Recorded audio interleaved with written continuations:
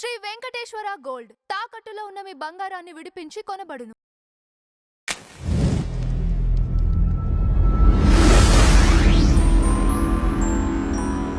నమస్తే అండి, welcome to tea media.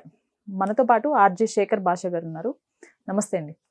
Choreographer Krishna అనే అతని పైన పోక్సో పట్టడం జరిగింది. స్టిల్ ఇప్పటికీ అతను జైల్లోనే ఉన్నాడు. ఈ కేసుకి సంబంధించిన వివరాలు ఏంటి అసలు? నాకు అసలు యాక్చువల్లీ పోక్సో పెట్టగానే నిజంగానే జరిగిందా లేదా అని నేను అనుకున్నా. ఫస్ట్ ఈయన జైల్లో పెట్టేసిన తర్వాత అయ్యో ఈయన ఫ్యామిలీ పరిస్థితి ఏంటి అని నాకు అనిపించింది. పాపం పిల్లలు ఉంటే వాళ్ళ పరిస్థితి ఏంటి అని చెప్పి నేను కొంత కనుక్కునే ప్రయత్నం చేస్తే వాళ్ళ ఆవిడే ఆయన పైన కేసు పెట్టించింది అన్నట్టుగా అవతల వాళ్ళు చెప్తున్నారు అనమాట. ఓకే. ఆయన ఫ్యాన్స్ కొంతమంది ఆయన వాళ్ళతో మాట్లాడడం జరిగింది. వాళ్ళ వర్షన్ ఏంటంటే ఆవిడకి ఆల్రెడీ పెళ్ళయి ఒక పాప అయితే, అంటే ఈయనకన్నా ముందే ఈయనకన్నా ముందే చాలా ఏళ్ల క్రితం పెళ్ళయి, ఈయనకన్నా పెద్ద ఆవిడ అనుకుంటాను. విచిత్రం ఏంటంటే అన్ని కేసుల్లోనూ రాజ్ తరుణ్ కేసులోనూ లావణ్య పెద్దదే, ధర్మా కేసులోనూ ఆవిడ పెద్దదే, అండ్ ఈ కేసులో కూడా ఆవిడ ఈయనకన్నా పెద్ద ఆవిడే. బట్ చూడడానికి అలా కనబడకపోవచ్చు. ఆవిడ ఇన్స్టాగ్రామ్ పోస్టులు అవి ఇవి చూసి మేబీ చిన్న వయస్కురాలు అనుకున్నాడు. మొత్తానికి ఏదో రకంగా లవ్లో పడ్డారు. ఆ లవ్ మరి ఒక కంపల్షన్ పరిస్థితిలో మ్యారేజ్గా మారాల్సిన వచ్చిన స్థితి అని చెప్పి వాళ్ళు చెప్తారు. ఎవరు మాస్టర్ శ్రేయోభిలాషులు చెప్పే మాట ఏంటంటే అలా జరిగింది. సరే, పెళ్లి జరిగిన తర్వాత తెలిసిన విషయం ఏంటంటే ఈవిడికి ఆల్రెడీ పెళ్ళయ్యి కూతురుంది, 14 ఏళ్ల పిల్ల అని తెలుసుకొని మనవాడు కంగు తిని ఇదేంటిది ఇంత మోసం అని చెప్పి అడిగితే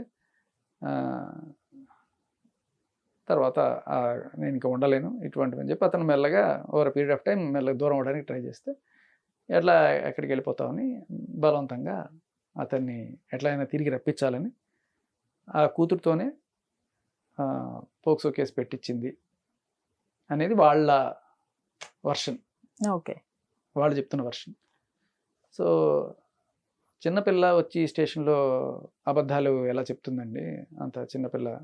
ఇప్పుడు ఎవరన్నా సరే ఇప్పుడు స్టేషన్లో కేసు పెట్టారనుకున్నాం, ఇది గచ్చిబౌలి పిఎస్లో ఉంది. సో పోక్సో కేసులు ఎలా ఉంటాయంటే మీకు ఏ రకమైన సాక్ష్యాలు అక్కర్లేదు.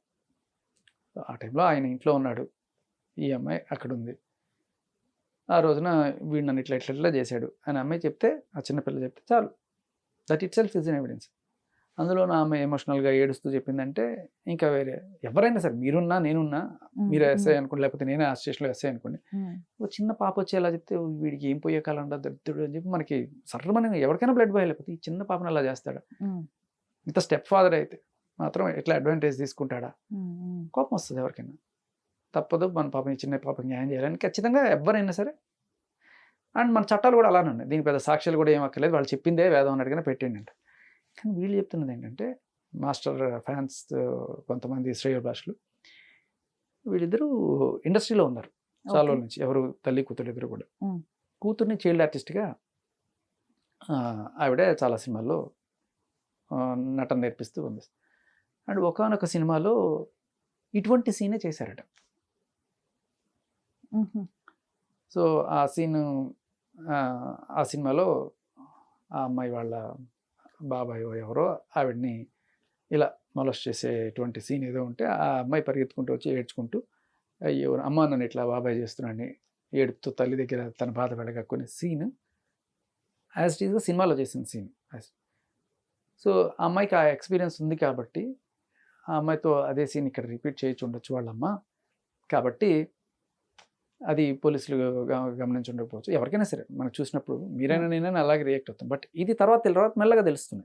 ఓకే, అది ఏం సినిమా ఏంటి అవనేది మనం బయటపెట్టకూడదు బేసికలీ, ఎందుకంటే this is a POCSO case కాబట్టి ఆ పిల్లకి సంబంధించిన ఐడెంటిటీ కానీ ఆ వీడియో కానీ మనం బయట పెట్టట్లేదు. Okay, but this is what happened. I have seen that movie also. చూశాను, అది ఆ సీన్ అంతా చూశాను. But because of the rules that are existing in POCSO ఏ రకంగానూ కూడా అమ్మాయి ఐడెంటిటీ నేను బయట పెట్టకూడదు కాబట్టి చెప్తున్నా. బట్ నేనైతే చూశాను, she has that experience of acting in the same situation, ఇటువంటి పోక్సో సీన్ అదైతే చూసా. బట్ అది నిజంగా జరిగిందా లేకపోతే ఆ సీన్ రిపీట్ చేసిందా అనేది మనకి తెలియదు. ఓకే, ఎందుకనండి 60 రోజులైనా బెయిల్ రాకపోవడానికి కారణం?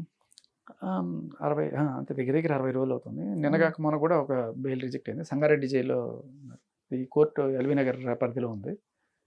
సో, చూస్తున్నారు ప్రస్తుతానికి. అంటే ఈ వాదనలు, విట్నెస్లు ఇవన్నీ కూడా చూస్తుంటారు కదా. లోకల్ కట్ కాకపోతే ఇంకా మేబీ హైకోర్టుకి మూవ్ ఆన్ అవుతారేమో.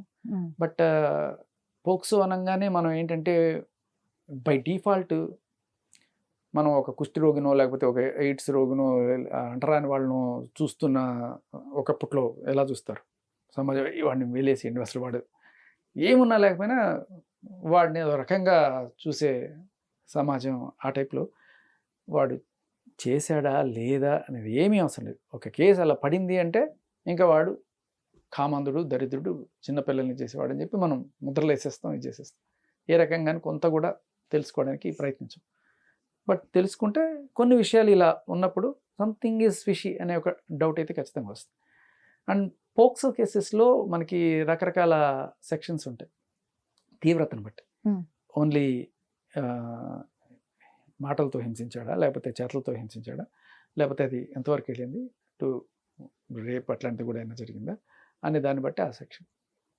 కృష్ణా మాస్టర్ మీద పెట్టింది కొంచెం తక్కువ సెక్షన్ పోక్సోలో. దానికి బెయిల్ కొంత తొందరగానే వచ్చేసే అవకాశం ఉంది. ఆ సెక్షన్లో నాకు తెలిసి 3 నుంచి 5 ఏళ్ల వరకు జైలు శిక్ష పడే ఛాన్స్ ఉంటుంది. బట్ అంటే దానికి అంత తీవ్రత లేదు కాబట్టి త్వరగా బెయిల్ వచ్చే అవకాశం ఉంది అనేది నా విశ్లేషణ, అంచనా.